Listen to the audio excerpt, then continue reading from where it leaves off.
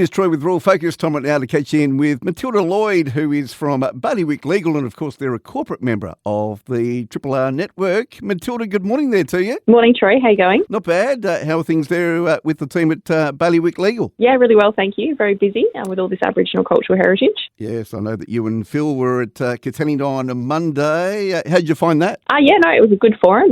Live export was the first topic of the day, and then we delved into Aboriginal cultural heritage. As you can imagine, quite a few people had concerns. But no, it was a good forum, and I think it was a good chance for everyone to get out there and discuss the issues of the day. Yeah, it looks like people are ringing through already.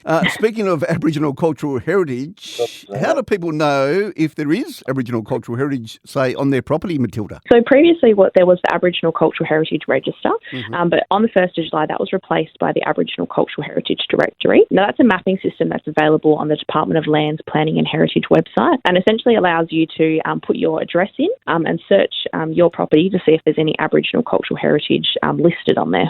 All right. So what do people do if there is, say, Aboriginal cultural heritage on their property? So under the new legislation, any proponent wishing to undertake activities on land has to undertake a due diligence assessment, and that assessment process is essentially about determining whether there is Aboriginal cultural heritage on your property and the risk of harm to Aboriginal cultural heritage. So that due diligence assessment looks different for the different activities that you're doing. The new Act essentially categorises the activities into 4 areas. You've got exempt activities, Tier 1, Tier 2, Tier 3. Now those activities are really classified according to the level of ground disturbance. Tier 1 sort of your low minimal level of ground disturbance, Tier 2 is moderate, and then Tier 3 is sort of more significant ground disturbance. I suppose an example would be if in the farming context, establishing a new farm or putting in infrastructure that hadn't previously been on that piece of land.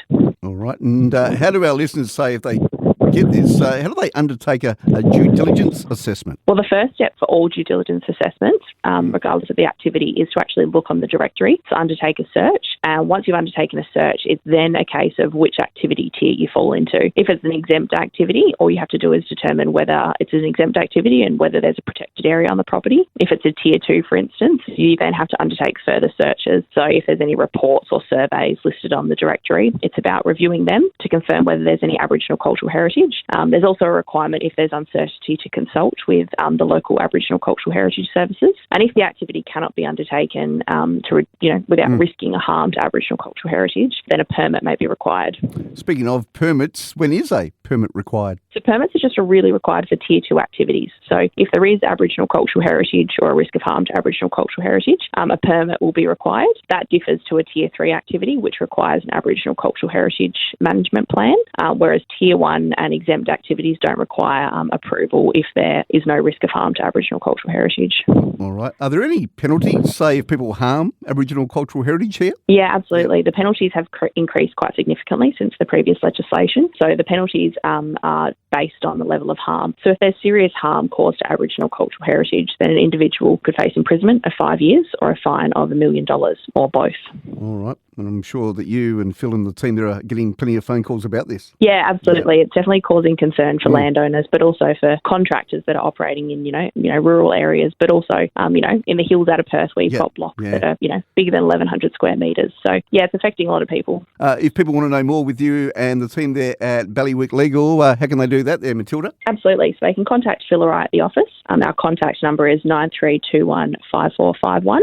You can also just search us up. All our contact details, email addresses are on our website. So for our listeners out there, you may have a question on what is going on with this Aboriginal cultural heritage, whether it's on your property and what do you need to do and everything else. Just to double check, do get in contact with the wonderful team there at Bailiwick Legal today, 9321 5451. Matilda, thanks for your time on Rural Focus today. Thanks, Troy. Appreciate it.